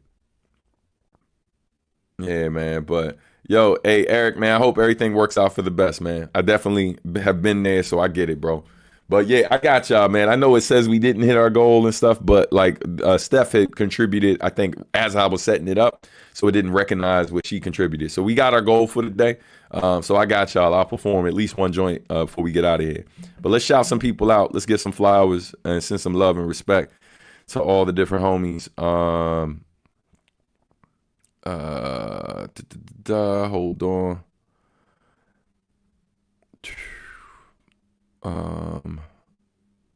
Sorry, something popped up and I got distracted. There we go. All right, so let's get some love, man. Boom, boom, boom, boom, boom, boom, boom, boom, boom, boom. So, starting it out by shouting out the homies Godzilla. Godzilla is one of my favorite rap groups ever, like ever. You know what I mean? Their music's that good. Like if you love boom bap, you love you love boom bap, you love rap that has like an edge to it where like you can hear the streets in it, but it's not glorifying like the worst that comes out of the community sometimes. It's not like celebrating that. It's just talking about how we got there, right? Like highly recommend if you've never listened to Godzilla's music. Like I ain't talking about just tracks I'm featured on, but really just go through the music. These dudes are one of my favorite rap groups. And I need you to understand that Outkast is one of my favorite rap groups. De La Soul, Wu-Tang, Tribe Called Quest are some of my favorite rap groups. And I listen to these dudes like I listen to those dudes. You understand what I'm saying? Like, regardless of them being my boys, like I am a fan. I'm a fan. Like I listen, whenever I hear they're back in the studio, I'm excited because that's how dope their stuff is to me. And then there's also like things that like obviously to me listening to them is a little different because I know them and we grew up together. So there's like Easter eggs in it where it's like if you're from where we're from, then like you're gonna catch references that other people won't catch. And then if you know anything about like 5%ers, then there's references there that you're gonna catch that maybe other people wouldn't catch. But that's similar to like when you listen to Wu-Tang. There's stuff in there that because of the culture they came up in, like everybody ain't gonna catch everything. And so I love their music, man. So salute to my brothers Godzilla. Let's see who else we got. We're gonna go down this line, going down the line. Shout out to AJ Rios. AJ Rios has like, if you go on his Bandcamp page, there's over 50 albums worth of instrumentals and other joints. You know, he got a whole R&B album he produced called Ultraviolet with his homegirl back in the day. That's amazing. I still listen to that to this day. I'm not just telling you these people because I know them. I'm telling you because even when I don't talk to them for weeks at a time, months at a time, I'm still listening to their music. That's how good they are. Who else we got? Man, Almost, aka Algorithm. one of the most talented people I know who just really be out here like doing it in his spare time. Like, he's so talented in his spare time that it pisses me off. Like, the dude easily could be doing this as his whole life. Like, music and production could be his whole life. Like, now he doesn't go by Algorithm anymore. He goes by Almost. I'll type it down here so y'all know. But Almost. And he puts out instrumental stuff, right? Under that name now, no longer under Algorithm. But he's produced a lot of tracks for me that y'all have heard on most of my albums and stuff. Every album I've done outside of To This Union and Adultish, every one of my solo albums he's done a beat on under the name Algorithm. But now he goes by Almost. Check it out. This is, good instrumental vibes. The reason why, man, there's a line that Tone Deaf says, who's another one, giving flowers. Tone Deaf, one of the greatest rappers of all time. You know what I mean? And it's not close. Tone got a line where he says, "I'm nice with a day job. You niggas rap all day and still suck." Like, that's Almost, but for producers. This dude, he's as good or better than every producer I know who does music full time. He's as good or better than every producer I know that does music full time. I did not stutter. And this is a dude who's doing it when he got time to do it. And keep in mind, he's a full-time like graphic designer, web developer. This dude literally goes places and speaks about fonts. Like, you're brought to a convening somewhere to speak about fonts and typefaces. This is what his life really is, right? And then he just makes beats in his spare time. And again, he's better than most dudes I know who do music full time or as good, bare minimum. Crazy. Check out Almost. Yeah, Sign Language. Woo! Yeah, Wish You Were Here. He did that joint. My Spotify is about to pop off. Thanks, man. He did See Here. Thank you, Steph. Let him know. Yeah, man. A Wake Up Call. One of my favorite joints that I ever did with Algorithm. Probably one of the most slept on songs I did. I love that joint. Shout out to the homie Alan Z. Alan Z, originally from Maryland, rapper, he's a rapper and an actor, based in Atlanta now. His stuff is his sound's a little more modern, right? Like where he can do like a lot of the fast flow stuff, the trappy stuff like that. But he's not like kind of talking. He ain't talking about certain things in his joint. But there's a ton of like anime references in what he does. But like and he's also doing this thing as an actor. He's in the upcoming Boots Riley movie. I think it's called I Love Boosters.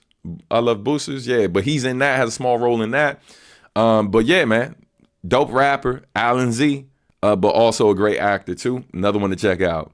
Yes, Steph, he did that one too. He did. Shout out to Almost. He did Neighborhood Watch. Let's see who else we got. Look, Steph right here. Stephanie Gale. If y'all don't go to Steph's Spotify or YouTube, wherever Steph has her music, and play the hell out of it. It's good music. It's really, really good. It's great music. Yeah, man. Steph's writing is amazing, man. Songs About V, criminally slept on project. Definitely check that out. You should check out her first project when she was still going by Steph the Sapphic Songstress, which was completely produced by Algorithm, with the exception of there's a Bop Alloy song on there that most people don't know about, where Marcus did the beat. I think that's the only joint on there, if I'm not mistaken, Steph, that Al didn't do. But then Al did most of the beats on that. So almost did almost all the beats on that project, which is super dope as well. Steph, drop the names in there for me, please. Yeah, man. But Steph, literally the way I talk about Steph to all of my other peers when I'm getting ready to play a new song we've done, They be like, yeah, man, looking forward to hearing the new joint. I'm like, yeah, yo, I'll play it for you in a second. Yeah, Steph on this joint right here. And like, yo, if I play it for my man Sherm, my barber, he'll be like, yo, Steph? I'm like, yo. And every time Steph's name come up, I'm like, yo, Steph make everything better. Anytime I've hit up Steph to be on a song with me, it's always better than it was. Always. My favorite things, See Here, Wish You Were Here, the two joints off the new Bop Alloy, There's More, as well as Two of a Kind, old Bop Alloy joints. I mean, yo, that first Bop Alloy album, part of the reason why it's the classic that it is because of Steph. Steph is like the unofficial third member of Bop Alloy, right? And so like, yeah, man, Steph is amazing. Definitely check her stuff out. Who else we got? And I'm watching the time because we definitely cutting that 2 hours, but I'm giving my folk their flowers. We probably gonna continue this in the next week because I'll be here all day, son. Odyssey. I'm going through the numbers in my phone, and like I'm in the A's mostly, and then I'm jumping around a little bit. But Odyssey, because Odyssey's real name starts with an A, so like I know y'all like Odyssey doesn't start with an A. Shut up. Now listen, Odyssey, man. In terms of rapper producer, Odd's one of the greatest. Like one of the greatest dudes.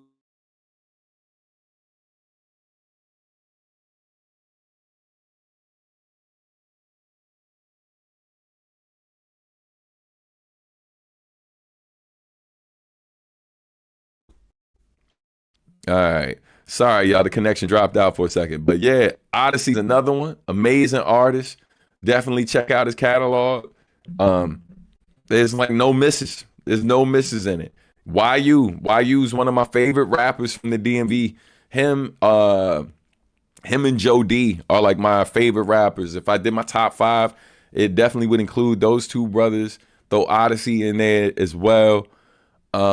There's other folks too. The only I'm getting to Kokai. I don't put Kokai in that top 5 list because Kokai is not in my top 5 rappers list. He's in my top 5 musicians, period, list. He can rap, he can sing, he can produce, he can improvisation, he can do jazz, he can do punk, he can do rap. So me just saying, yo, he's top 5 rapper from here. And yo, and bar for bar, he might be. He might be. Like, I put him freestyling over almost anybody from the DMV. Straight up. But Kokai, absolutely one of the greatest ever to come out of this area, man. Like, yeah. Yo, and Coke got a ton of... Kokai has so much music that y'all could just dive into, man. You should absolutely dive into it. These are all people I know. So when y'all listen to me, and look, let me give dudes their flowers. Let me keep giving them their flowers and talk about their inspirational me. These are all people that I not only know, but inspire the music y'all hear me make, right? A lot gets said about Nujabes and how he's inspired me. But the truth of the matter is, these people I'm listing to you have probably inspired me far more, right? Because if we're being honest, I've spent more time with most of these people and have made significantly more music with most of these people than I have with Nujabes. And that's not a shot at Nujabes for like somebody who's, super Nujabes fan getting their feelings. It's the truth. It's the truth because I'm talking about people. I've known Steph since high school.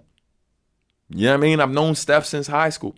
So Steph's influence on me, it's not just one way, right? Like it's like, granted, we didn't start working until we were both in New York and doing stuff together. But the truth of the matter is she inspires me as well. The more singing you hear on my joints and me getting better at like harmonizing and doing different things on it, that's a direct result of my time spent with Steph and also my time with Kokai, because Kokai is another person that when I would take my rough singing vocals out the mix and leave it open for his singing, he'd be like, yo, what you doing, man? You sound good. Put it back in there. Like he wasn't making fun of me. He was supporting me, encouraging me to get better with that particular tool in my toolbox, right? And then, yo, shout out to Flo Brown. Flo Brown, she's somebody that you're not going to find a lot of music from her out here, but super nasty rapper from Jersey, a place that breeds amazing rappers, right? Some of the greatest to ever do it: Lauryn Hill, Queen Latifah, Redman, Poor Righteous Teachers, right? Like, I can keep going in terms of the Artifacts. So many dope rappers came out of Jersey. Flo Brown's from Jersey. First time hearing Flo Brown was on a Roots song from the Hurricane soundtrack. Years later, I ended up being in the studio with her, and we ended up doing a joint together. And when I played from Sacrificial Lambs, when I played the song Do What I Love, the song What I Love, when she heard that and she heard me singing the chorus, right? First thing out of her mouth was like, yo, you need to sing more. And I'm like, whoa. That caught me off guard because at that point, nobody had ever told me that. Maybe, no, Nujabes as well. Nujabes encouraged me to play around with the sing-songy stuff that I was doing on If I Was Your Mic. The reason why you hear me doing the hook like that, I was playing around at first. I wasn't going to leave it like that. And Nujabes liked it. So then I took it further, you know what I mean? Added a little bit into the second verse as well. So, yo, Nujabes, Steph, Flo Brown, Kokai, these are all people who've encouraged me to kind of tap in to the more melodic side of things. And all of them make amazing music. All of them make amazing music, man. You know, Tone as well, man. Tone, going back to Tone Deaf, he's another one that encouraged me with the singing stuff and would add things to it a lot of times to make it sound better. One of my favorite moments while working on Sacrifice. When I sent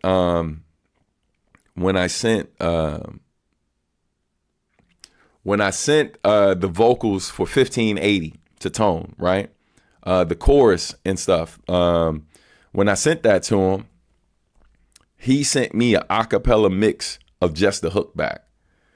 And I was confused why he just sent me like this short clip. And he wanted me to hear how good the mix sounded. But he also pointed out to me, because there were songs on there where he had to kind of, you know, tune my vocals a little bit. But when he did the mix on 1580, he was like, bro, I wanted you to hear how good you sound, bro. And so he just sent me this acapella of just the hook of 1580. And yo, I damn near teared up, man, because I remember when I couldn't do that. And so it's, oh wow, man, it's funny. The homie Truth from Godzilla, he just hit me up. Yep. But yeah, man, that moment felt so good. Look, matter of fact, I know I brought up T. Lucas, but what I'm gonna do right now, since I'm talking about all of this stuff, I'm gonna see if I can find something real quick. Yeah. Okay. Bet. Let's see. Yeah. All right. So this is what I'm gonna do real quick. Yeah. Yo, Purple Haze. Hey, man, I was just kicking it where a couple months ago. Yo, A1. Yeah, Shingo. All of these folks.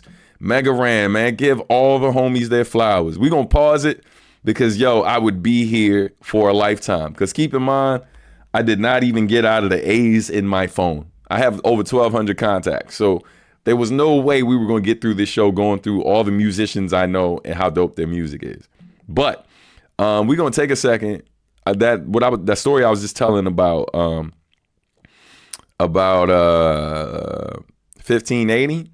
This is what Tone sent me.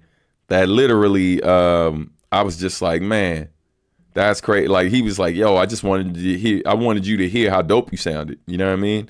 And it was just real cool, man, that he did that and stuff. And it was just like, yo, he was proud of like how much work I had been putting in and how good everything sounded. But yo, here's 1580. This is the acapella. Shout out to my man RBI, one of the greatest DJs ever. Definitely a DMV legend. He's our DJ premier when it comes to the jiggers, man. And shout out to my brother T. Lucas, who's been keeping me sharp since high school. But yeah, here's the acapella to this joint. Let me know if y'all hearing the audio. Because what I'm going to do is I'm going to get to the cuts. All right, give me a thumbs up if the audio's coming through for y'all. Shoot the cuts right now. Yeah. Listen. Never aimed to be a caricature. All Always clear. working All on right, my good. character, bruh. All right, so People I'ma say they fast want the forward real, and I'm to here the- still. the- But where the is the hook. love? Put on for PG4 music. From where your safety is determined by your address. It was always me and my mother. My sisters wasn't the show that they interview you in. Hostile, no poetic justice, All right, only here it come. punitive. Cops was fucking with us I'ma daily. mute We my weren't mic. doing shit regardless. Treat you like a felon though. Trying to sell my demo, so I kinda was selling dope. What's more addictive than the music? Acceptance. So we learn to turn our curses into blessings. Funny, our souls are fair, but starving artists, no matter the road ahead. We make progress if you know, you know, you know. A little flavor for your soul, your soul, your soul. Keep on, I write like it won't be read. To be honest, lift it up before I rest my head. Cause nothing's promised if you know, you know, you know. A little flavor for your soul, your soul, your soul. Enjoy.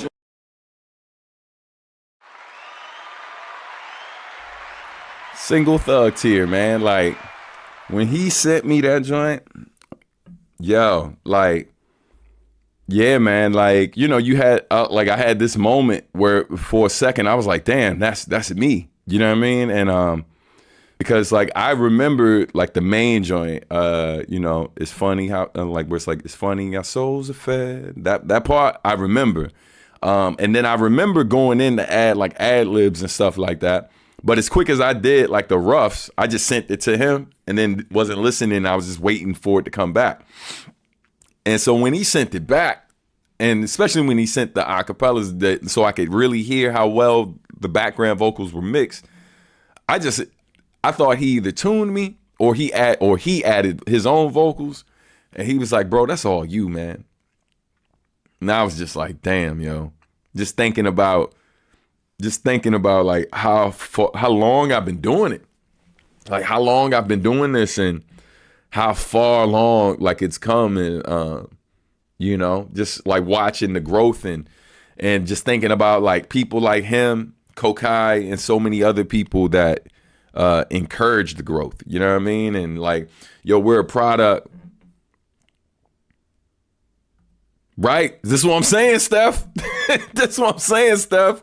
Yeah, man. Like, yo, this is what I'm saying, man. Like, yeah, you know, because like I sent him the joints like, funny, your souls are fed. And then I just did, I'm like, you know, I ain't gonna do it right now and embarrass me. I ain't warm up. So like, it was like defeat the whole purpose of playing y'all how clean that shit sound. But he was just like, yo, man, because there are other tracks on there where, again, he had to tune it a lot. You know what I mean? Because initially when I recorded certain things, like on the song Crutch, y'all better cool it now. That joint, like the outside of that part, but the main chorus, I didn't plan on keeping it with my vocals, right? Like I was trying to get Maglo. That's another one. Maglo, look up Maglo's music. Mag, MAG.LO. You are welcome. Maglo's amazing. Producer as well. He's like Florida's Kokai. You know what I mean? Those two dudes, if they ever did a record, my mind would explode. You know what I mean? The brain bits everywhere. Crazy. Oh my God. But yo, man, my friends are dope. That's the whole reason why I started that whole hashtag, my friends are dope. It's like, you know, celebrating my friends and trying to encourage the people who listen to me. Like, yo, these are people I listen to. These aren't just people like who, you know, I'm telling y'all about because I know them. Like I'm telling y'all about them because there are times where when I stop playing the other stuff I listen to and I'm mostly listening to them. Joe D is insane. Joe D is insane. Yo, Joe D is insane. Joe D has a line on this song that I was listening to the other day. What's he say? When the juice ain't worth the squeeze, it's the last straw. That is fire. That dude, man. Oh my God. Yo, Joe D is a beast, man. Hashtag my friends are dope. My friends are dope. I'm just trying. Yo, listen. I'm not concerned with impressing everybody. These people that I know, I just want to make music that they would listen to because I think they're amazing. You know what I mean? Like, and so I play my music for them, and that's the thing. Like, that's, I think, one of the dopest parts, like something else I'm proud of. I'm at a point in time in my career now that, man, I get around my music friends, who I think are some of the greatest to ever do it, whether the public thinks so or not. Like, I listen to what the public listens to, but I also listen to these people who I know that most of the public don't know about. And I think they're better than most of what we listen to, like on a mainstream level. And and just like, man, like when you bump into one of the homies who's like arguably one of the greatest to ever do it, and then sometimes I meet like real legends in the biz who like, people who mainstream folks even know. And when they know my stuff or they've taken the time to listen to it and they sing my praises and they show love and stuff, it's like, look, I wouldn't even put it out if I didn't think it was dope myself. But to hear from your peers, to hear from like the people you grew up listening to and respect, like that, nah, man, your stuff is dope. Your stuff is dope. Like, it's really dope. That shit, man, ain't a drug stronger than that. Like, when, especially a dude like me where words of affirmation is your love language, hearing from people who were like your heroes in this biz or like your peers who were arguably some of the greatest to ever do it, when they think you're dope too, man, greatest feeling in the world, because it's just like, that's how we got here. And what I mean by that is I was just trying to impress my friends, fam. Like I wanted to express myself, but I wanted to express myself in a way that my peers would hear it and think I was good. You know what I mean? And to be doing it this long, like that journey started when I was 14, right? Like in terms of me making demos and stuff, 14 or 15. Like, I'm 47 now. And so for my friends to still be hitting me like, I heard that new joint you did. You know what I mean?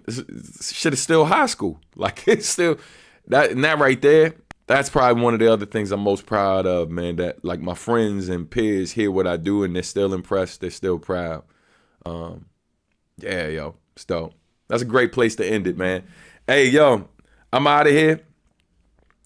Hey, look, you want to hear something funny? I tried to tell the other guys, I was like, I'm thinking about like forming a collective of all the people we know and fly all under the My Friends Are Dope banner. Like, we just build out a joint and My Friends Are Dope. Like, that's like a movement. I said that years ago, right? Joe from the other guys was one of the first people I hit, or maybe the only person I hit up about that. And, a lot of times you kind of, you putting your foot in the water, try to see how people respond to something. And I think two of the people I talked to in the beginning, nobody was like, yeah, son, that sound like that's the plan. Nobody was impressed. So I just kept using the hashtag and stuff, and I built playlists around it. But yeah, man, that's a lot of great music for y'all to check out. I ain't saying all of that's going to be your cup of tea. I'm just telling you what I like. All music, all art is subjective. And correction, I ain't telling you what I like. I'm telling you what I love. You know what I mean? But thank y'all, man. Hey, I hope y'all had a great time today. I always have a good time with y'all. I'm actually solo parenting right now. Shout out to my oldest daughter holding it down with my youngest daughter right now. But I'm gonna get out of here, get back to my kids and handling some other biz. My phone been blowing up, so I got a couple of other things to handle. But man, I appreciate and love all of y'all, man. I hope you had a great show today. I think I forgot because we hit our goal, I forgot to do something for y'all too. So hold up. We hit one and then we out of here. Let's see what we got. Hold on. All out in my youth. Music playing out loud, going crazy. We ain't doing that. Let's see. Let's make sure this works. Sorry about that. Look, Cocaine Rock Flow just came on out of nowhere. Let's go to music. See what beats I got on here. All right. Recently added. Boom, boom, boom. Got it. All right. Got a couple joints we can do.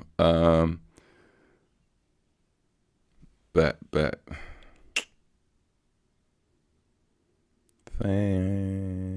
Yeah. All right, cool. So we do this joint. Hold on, my you. Hold on. Stop sharing time.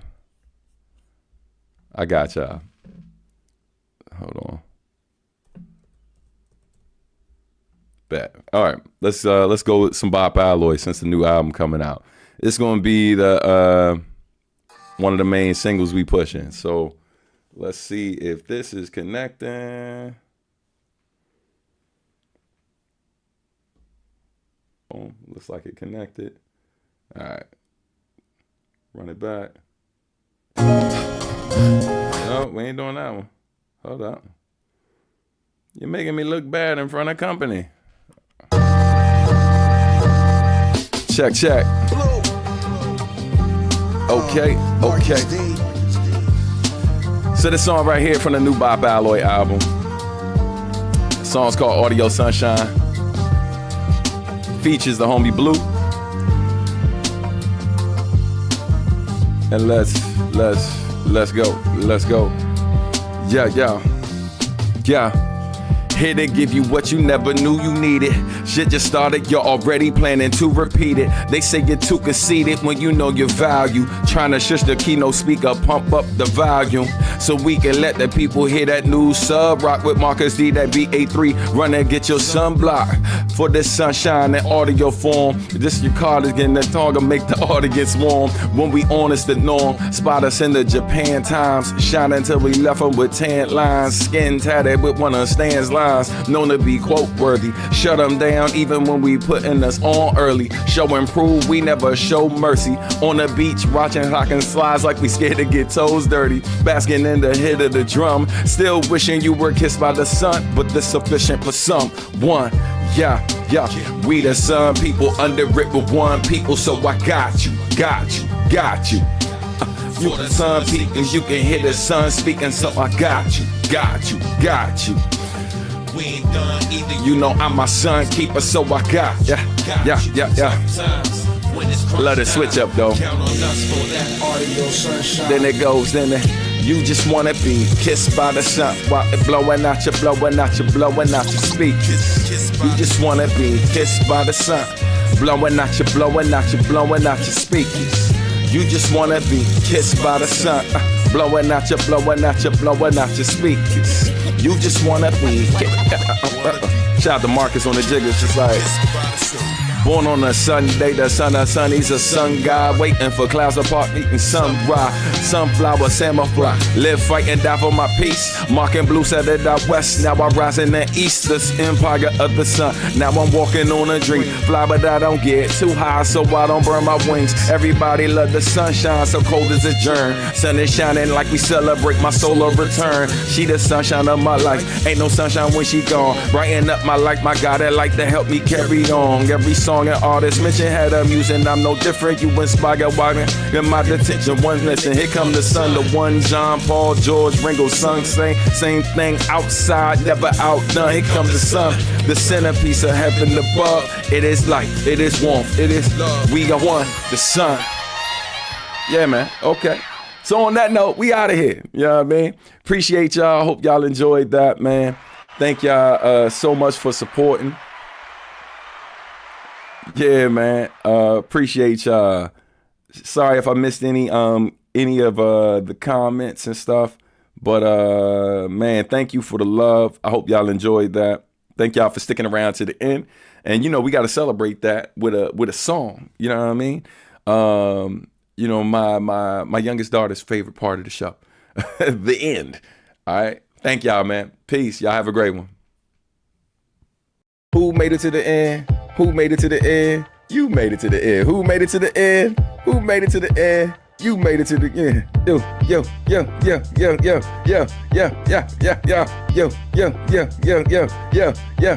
Who made it to the end? You made it to the end. Who made it to the end? You made it to the end. Who made it to the end? You made it to the end. Yo. Subscribe, like, do whatever you like. Stay subscribed, like, do whatever you like. That's right.